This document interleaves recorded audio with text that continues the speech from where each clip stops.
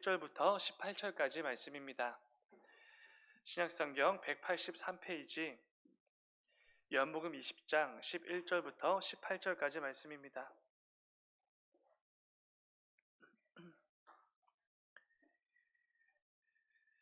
다 찾으신 줄 믿고 우리 한 절씩 교독하고 마지막 18절은 함께 읽겠습니다. 마리아는 무덤 밖에 서서 울고 있더니 울면서 구부려 안을 들여다보니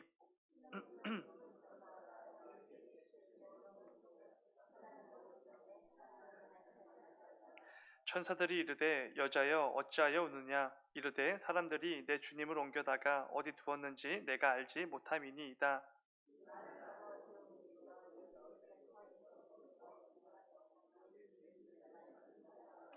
예수께서 이르시되 여자여 어찌하여 울며 누구를 찾느냐 하시니 마리아는 그가 동산지기인 줄 알고 이르되 주여 당신이 옮겼거든 어디 두었는지 내게 이르소서 그리하면 내가 가져가리이다.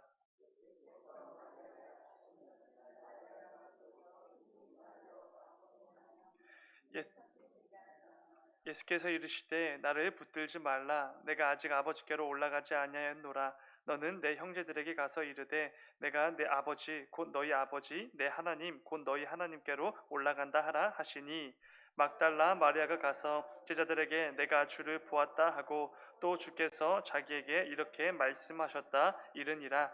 아멘. 잠시 기도하겠습니다. 사랑하는 주님, 아버지, 이 새벽에도 우리 각자에게 이 예배의 자리를 허락하여 주시니 주여 진정으로 감사를 드립니다. 오늘 우리에게 허락될 그 하루를 아버지 살아내는 힘을 얻고 또 위로를 얻고 돌아가는 이 귀한 새벽의 시간 될 수 있도록 주님 인도하여 주시옵소서. 또한 아버지 우리 각자의 삶 가운데 여러 가지 크고 작은 또 어려움들과 또 곤란함들과 또 그 가운데 부담이 되는 참 많은 일들이 있습니다. 그런데 아버지 그 가운데 주님께서 늘 함께하여 주시고 또 동행하여 주셔서 주님께 그 모든 것들을 아뢰고 또 간구하고 부르짖으며 나아가는 모든 기도자들 가운데 함께하여 주셔서 그 힘을 주시고 또 위로와 능력과 성령의 충만함을 허락하여 주셔서 버거워 보이는 그 모든 삶들을 아버지 잘 이겨낼 수 있는 우리 모두가 될 수 있도록 주님 인도하여 주시옵소서. 아버지 오늘도 가을 구역 대신방이 계속해서 이어지게 됩니다. 신방을 받는 각 구역과 또 신방을 떠나는 모든 신방대원들 가운데 주님 함께하여 주셔서 무엇보다 말씀이 넘쳐나고 우리가 또 사랑의 교제와 또 그 가운데 놀라운 위로와 힘을 전달하고 오는 귀한 신방이 되어질 수 있도록 주님 인도하여 주시옵소서. 주님 감사합니다. 거룩하신 예수님의 이름으로 기도드렸습니다. 아멘. 오늘도 가을구역 대신방이 계속해서 이어지게 됩니다. 오늘은 119구 2구역에 해당하는 날입니다. 구역 신방을 받는 구역을 위해서도 또 신방을 떠나는 우리 담임 목사님을 비롯한 모든 신방 대원들을 위해서 함께 기도해 주시기 바랍니다. 오늘 함께 읽은 말씀을 가지고 예수 그리스도로 가득한 사람 이런 제목을 함께 말씀을 나누겠습니다. 오늘 본문 말씀을 통해 예수 그리스도의 그 영광스러운 부활의 모습을 처음으로 목격했던 막달라 마리아 이 사람에 대해서 함께 좀 나누어 보려고 합니다. 막달라 마리아는 우리가 잘 아는 것처럼 누가복음 8장을 보게 되어지면 이전에 그녀가 귀신 들려서 고통당하고 있을 때 예수님께서 도와주셨던 여인입니다. 아마도 그 이후로 계속해서 예수님의 제자가 되어 예수님 곁을 지켰던 사람이었던 걸로 보게 됩니다. 요한을 제외한 모든 제자들이 주님 곁을 떠났을 때에도 끝까지 남아 그 십자가 옆에서 예수님과 함께했던 사람 중에 한 사람이기도 합니다. 그리고 어제 말씀을 통해 예수님이 십자가에 달려 죽으신 후에도 계속해서 그 무덤을 지켰던 여인이라는 것을 우리가 잘 알 수 있습니다. 또한 요한복음 20장 곳곳을 보시게 되면 막달라 마리아에게 있었던 예수님을 향한 남다른 간절함과 사모함에 대해서 기록하고 있는 것을 우리가 발견하게 됩니다. 이 여인이 얼마나 뜨거운 마음과 열심을 가지고 예수님을 사랑했고 그분께 얼마나 충성하며 살아왔는지 그 모습들이 하나하나 담겨져 있는 것이지요. 마리아의 이 모습을 보면 오늘 말씀의 제목처럼 그 삶이 예수 그리스도로 가득한 사람이다 이런 묵상이 되어질 정도로 그의 삶 가운데 정말로 예수님으로 가득한 것을 보게 됩니다. 오늘 말씀을 준비하면서 이 말씀이 함께 떠올랐습니다. 사도행전 말씀을 보시면은 안디옥 교회를 향하여서 세상 사람들이 그리스도인 이런 별명을 붙여주지 않습니까? 그리고 우리는 지금까지도 그리스도인이라는 표현을 쓰기도 합니다. 사도행전 11장 26절을 보면은 이렇게 말씀합니다.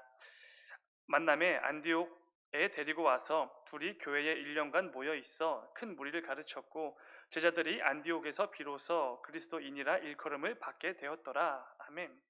그리스도인이라는 별명은 교회 안에서 자기들끼리 서로 붙여준 별명이 아니었습니다. 교회 밖에서 세상 사람들이 이 교회와 성도들을 향하여서 붙여준 별명이 그리스도인이라는 별명입니다. 그런데 사실 이것은 긍정적인 의미로 붙여진 별명은 아니었습니다. 오히려 예수를 믿는 교회와 성도들을 향한 조롱 섞인 어떤 그런 의미가 담긴 별명이었습니다. 오늘날로 치면 예수쟁이 이것과 비슷한 표현이 바로 사도행전에 드러나는 그리스도인이라는 별명입니다. 입만 열면 예수를 전하고 뭐만 하면 예수를 부르고 누가 봐도 저 교회와 성도들은 온통 예수로만 가득하기 때문에 저 예수쟁이들, 예수밖에 모르는 사람들 이런 조소 섞인 의미를 담아 그리스도인 이런 표현의 별명을 쓰게 된 것입니다. 중요한 것은 초대교회 성도들은 이 조롱을 절대 나쁘게 여기지 않았다는 것입니다. 오히려 기쁨으로 여겼을 것입니다. 왜 그렇습니까? 교회와 성도가 그 당시에 세상 사람들로부터 인정을 받은 것이기 때문입니다. 어떤 인정이겠습니까?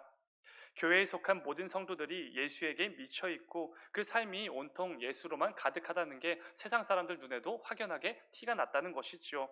교회 밖 세상 사람들이 보기에도 저 교회에 다니는 사람들은 온통 예수로 가득한 삶을 살았다는 것, 그것을 세상에 증명해 준 셈과 같다는 것입니다.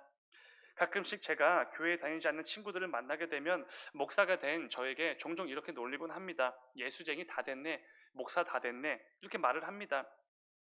처음에는 기분이 나빴는데 생각해보니 기분이 나쁠 이유가 없는 것이지요. 제가 친구들과 대화를 하고 어떤 행동이나 선택을 할 때에 저도 모르게 예수님이 우선이 되고 이 교회와 이 예배가 우선이 될 때 친구들은 그런 말을 하기 때문에 그렇습니다. 세상의 가치와 기준으로 이 하나님을 믿지 않는 제 친구들이 보기에는 절대로 이해할 수는 없지만 예수 그리스도를 믿는 그 성도들만이 할 수 있는 말과 행동과 선택을 할 때마다 세상 친구들이 저에게 놀리는 것입니다. 목사 다 됐네. 누가 목사 아니랄까봐, 예수쟁이 아니랄까봐 이렇게 말을 하는 것이지요. 사랑하는 여러분, 우리는 이 땅을 살아가는 동안 어떤 모습으로 살아가고 있습니까? 누가 봐도 예수쟁이 그리스도인처럼 살아가고 있습니까? 아니면 내가 먼저 말하기 전까지는 교회 다니는지도 모를 만한 그런 모습으로 살아가고 있습니까? 안디옥 교회 성도들이 입만 열면 예수 그리스도가 터져 나오고 기회만 되면 예수 그리스도를 외치고 전하고 그 삶이 온통 예수로만 가득하여서 세상 사람들 눈에도 확연히 티가 나서 세상으로부터 그리스도인 이런 별명을 얻을 만큼 그런 삶을 살지 않았습니까? 우리 역시 어디에 있든지 누구와 있든지 그 모습이 그 말과 행동 선택 하나하나에 온통 예수 그리스도로 가득하여서 세상으로부터 그리스도인이라고 불릴 만한 그런 삶을 살 수 있어야 되는 것입니다. 오늘 함께 나누게 될 이 막달라 마리아는 바로 그런 삶을 살았던 대표적인 여인이 아닐까 생각이 됩니다. 이 새벽에도 이 마리아의 모습을 통해 우리 각자의 삶을 점검해 보고 나 역시 마리아와 같이 예수님으로 가득한 삶을 사모하고 결단하는 이 귀한 새벽이 되시길 주님의 이름으로 축원을 드립니다. 오늘 말씀을 통해 알 수 있는 놀라운 사실 중에 한 가지는 이것입니다. 예수님께서 부활하신 후 그 영광스러운 모습을 보이셨던 첫 번째 증인이 바로 막달라 마리아였다는 사실이지요. 본문 14절의 말씀입니다. 14절. 이 말을 하고 뒤를 돌이켜 예수께서 서 계신 것을 보았으나 예수이신 줄은 알지 못하더라. 아멘. 이 말씀에 의하면 부활하신 주님을 처음으로 목격한 사람은 막달라 마리아가 맞는 것 같습니다. 그리고 동일한 본문을 다루고 있는 마가복음 16장 말씀을 통해 이 사실이 확증이 됩니다. 마가복음 16장 9절의 말씀입니다.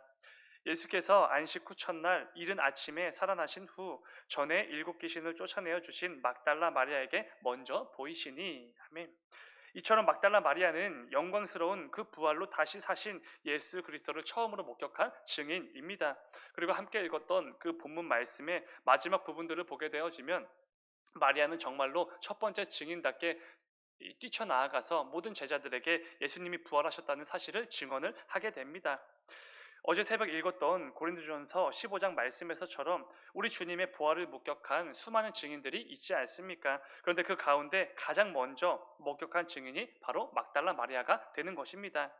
그렇다면 예수님은 부활하신 후에 왜 가장 먼저 이 마리아에게 자신의 모습을 보이신 것입니까? 사실 예수님의 부활을 처음으로 보여줄 만한 사랑하는 제자들이 많이 있지 않았습니까? 그리고 제자들 외에도 가족들도 있었습니다. 사랑하는 어머니 마리아도 있었지요. 그런데 왜 예수님은 가장 먼저 그녀를 찾아와 자신의 부활한 모습을 보여주셨는가라는 것입니다. 무엇보다 당시 시대적 상황을 볼 때 여인의 증언은 별로 효력이 없었습니다. 그러니까 이 여인이 예수님의 부활을 여기저기 다니면서 열심히 증언한다고 해서 아무런 효력이 없었다는 것입니다. 그럼에도 부활하신 주님께서 그 영광의 모습을 가장 먼저 보이시면서 그 여인을 첫 번째 증인으로 삼으신 이유가 뭐냐는 것이지요. 학자들마다 여러 가지 의견들이 있지만 저는 이렇게 묵상했습니다. 마리아가 예수님을 향한 그 간절함과 그 사모함이 너무나 가득했기 때문에 우리 주님께서 그 여인에게 가장 먼저 찾아오셨다라는 것입니다. 오늘 본문의 단락은 막달라 마리아가 울었다라는 표현으로 이 말씀이 시작되지 않습니까? 본문 11절을 다시 보면 이렇습니다. 11절 마리아는 무덤 밖에 서서 울고 있더니 울면서 구부려 무덤 안을 들여다보니. 그런데 여기서 사용된 이 울다라는 단어는 그저 조금 눈물을 흘리고 흐느끼는 그 정도의 울음을 의미하는 단어가 아닙니다. 대성통곡하면서 목 놓아 우는 그런 모습들을 묘사하는 의미하는 단어가 사용이 됩니다.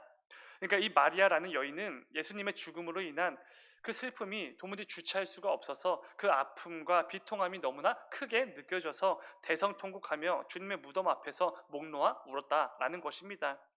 물론 오늘 말씀에서처럼 마리아는 예수님의 부활조차 짐작하지 못한 것으로 보게 됩니다. 그저 사랑하는 주님의 그 시신이 누군가에 의해 사라졌다 이렇게 여기고선 슬피 울었던 것이지요. 그러나 십자가에 달려 죽으신 예수님을 생각하면서 큰 슬픔에 잠겨 끊임없이 눈물을 쏟아내고 또 쏟아냈던 그 마리아의 하나님 예수님을 향한 그 마음만큼은 충분히 느낄 수가 있는 것이지요. 또한 예수님을 향한 마리아의 그 간절한 마음과 사모함을 알 수 있는 부분이 또 한 가지 있습니다. 어제 새벽 나눈 것처럼 예수님의 시신이 사라진 것을 본 막달라 마리아가 베드로와 또 다른 제자에게 열심히 달려가서 그 사실을 전하지 않습니까? 그래서 이 베드로와 다른 제자가 곧장 달려와서 그 빈 무덤을 확인하게 됩니다. 예수님의 시신이 사라졌다는 것을 정말로 두 눈으로 확인한 것이지요. 그런데 그 말씀들을 보게 되어지면 두 제자는 곧바로 그 빈 무덤을 떠나 자기 집으로 돌아가는 것을 보게 됩니다. 사실 빈 무덤을 보고 예수님의 시신이 없어졌다는 것을 확인을 하기는 했지만 자신들이 그 빈 무덤에서 딱히 할 수 있는 게 없다라는 게 느껴지자 곧바로 집으로 돌아가게 된 것입니다. 그런데 이어지는 오늘 본문 말씀을 보면은 모든 제자들이 예수님의 무덤을 뒤로 한 채 돌아갔지만 막달라 마리아는 돌아가지 않았습니다. 끝까지 남아서 계속해서 그 무덤을 옆에서 지키고 있었던 것이지요.